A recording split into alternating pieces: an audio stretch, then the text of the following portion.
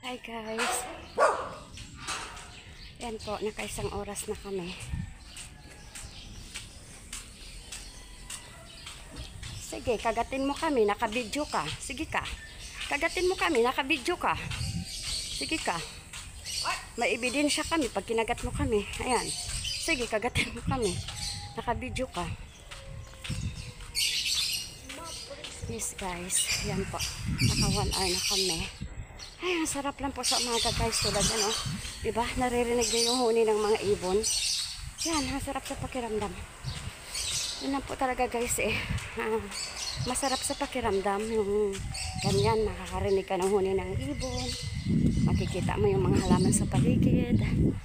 Para ang gaan sa buhay. Diba? Sarap sa pakiramdam. Yan po. Eh, nakadalawang ikot kami. Tingnan nyo sa roofs, oh. Diba? Dalawang ikot kami. At yun. Liliko na tayo dito. Ayan po. O, diba? Maririnig yung mga tao ng aso. Simpleng vlog na may mga tao ng aso guys. Ayan po. Uwi po dahil ako may lalakarin na yung umaga. Araw na ito guys. Kaya yan, pero nag-walking muna kami kasi aga pa, kita mo, naririnig mo mga kapitbahay. Ayan, mayong aga dato. Ayan, naririnig mo yung mga kapitbahay. Tarungkadol ang mga kanilang ano, diba? Ganon, normal na vlog.